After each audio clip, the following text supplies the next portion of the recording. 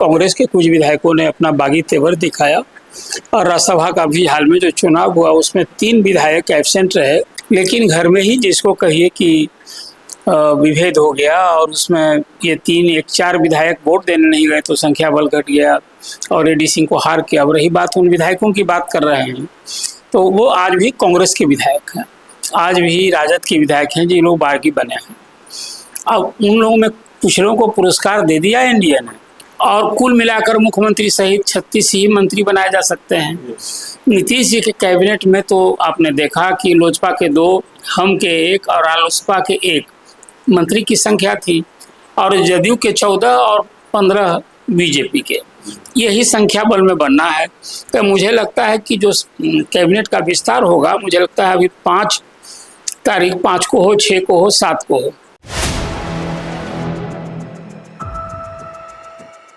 नमस्कार, आप देख रहे हैं 4 PM और मैं हूं अभिषेक मिश्रा।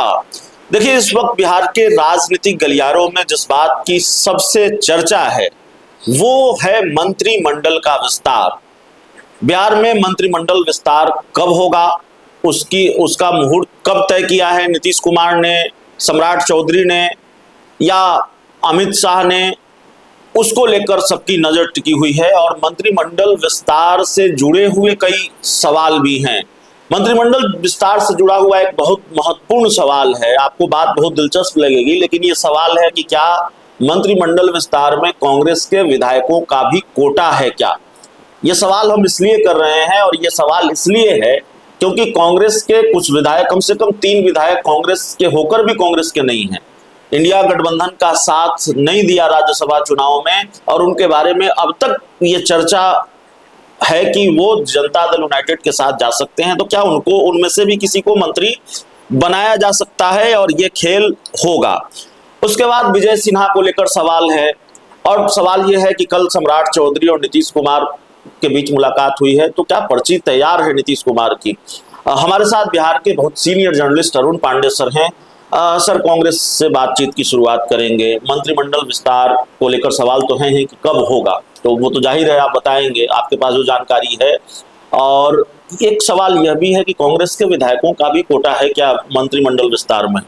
ये अभी तो 5 दलों का एनडीए है जी, जदयू, बीजेपी, हम, राष्ट्रीय लोक मोर्चा और लोजपा। ये 6ठा दल कांग्रेस कहाँ से आ गई?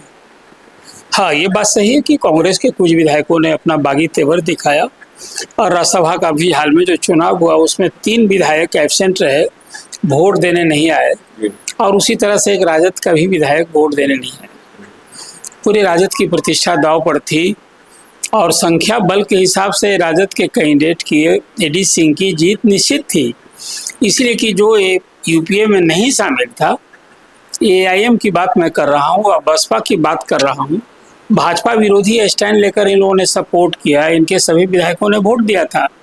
लेकिन घर में ही जिसको कहिए कि विभेद हो गया और उसमें ये 4 विधायक वोट देने नहीं गए तो संख्या बल घट गया और एडी सिंह को हार के। अब रही बात उन विधायकों की बात कर रहे हैं तो वो आज भी कांग्रेस के विधायक हैं, आज भी राजद के विधायक हैं जिन लोग बागी बने हैं। अब उन लोगों में कुछ लोगों को पुरस्कार दे दिया एनडीए ने, विधानसभा की समिति का सभापति बना दिया है। वो कायदे से किस आधार पर उनको, तो जिसको बनाया है वो तो स्पीकर का विवेकाधिकार है, विशेषाधिकार है। लेकिन कैबिनेट विस्तार की बात में तो मुझे कहीं कोई दम नहीं दिखता है कि हाँ कैबिनेट के लिए कैबिनेट में कोई कांग्रेस का कोटा है जैसी बात है। अब इसको तंज व्यंग में आप कह सकते हैं कि क्या कांग्रेस में टूट होगी, कांग्रेस में फूट होगी। 6 विधायक हैं कांग्रेस के, टूटने के लिए तब जो मेमोरी बचेगी 4 विधायक एक साथ टूटेंगे। 4 का टूटना भी तय था, लेकिन टूटे मात्र, जिसको कहिए फूटे मात्र 3, अभी टूटे नहीं हैं। तो जब 4 टूटेंगे नहीं तो खुद की उनकी मेमोरी नहीं बचेगी, तो फिर उनको विस्तार में देखिए इतनी बड़ी जमात अभी हो गई है, इतना प्रचंड बहुमत एनडीए को मिला है। आज की तारीख में विधानसभा में 201 उसके विधायक हैं और कुल मिलाकर मुख्यमंत्री सहित 36 ही मंत्री बनाए जा सकते हैं। नीतीश जी के कैबिनेट में तो आपने देखा कि लोजपा के 2, हम के 1 और रालोसपा के 1 मंत्री की संख्या थी और जदयू के 14 और 15 बीजेपी के, यही संख्या बल में बनना है। तो मुझे लगता है कि जो कैबिनेट का विस्तार होगा, मुझे लगता है अभी 5 तारीख, 5 को हो, 6 को हो, 7 को हो, 4 तारीख को जो 5 राज्यों में चुनाव हो रहे हैं, अभी हुए भी हैं। अब सिर्फ वेस्ट बंगाल में बाकी है जो अंतिम चरण में 29 अप्रैल को 142 सीट के लिए मतदान होना है। तो 4 मई के बाद बिहार में मंत्रिमंडल का विस्तार होगा। इस मंत्रिमंडल के विस्तार में कांग्रेस के शरीक होने की बात है, ये तो कहीं ना कहीं दूर से आपने चर्चा की है, लेकिन मैं इसे सिरे से खारिज करता हूं। और विधायक को अब जो पुरस्कार मिलना था, पुरस्कार मिल चुका।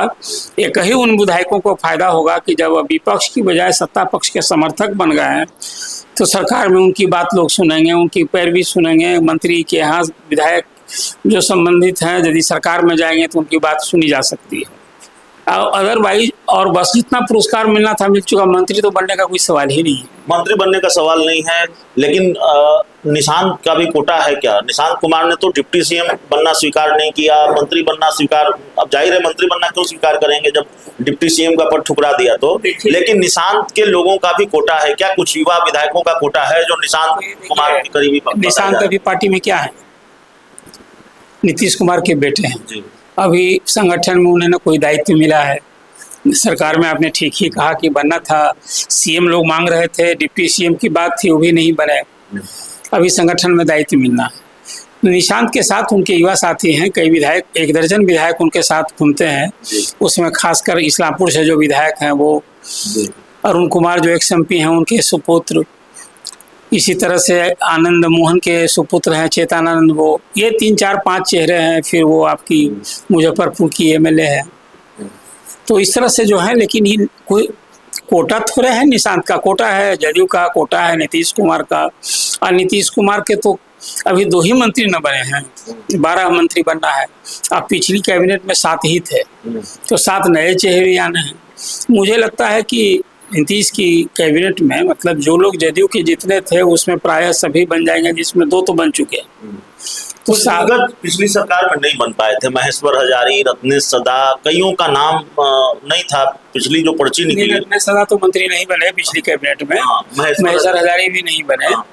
लेकिन हाँ, आस लगाए हुए हैं कि जो कोटा होगा 7 में किन लोगों का होगा। अभी सब कुछ नीतीश जी पर निर्भर करता है।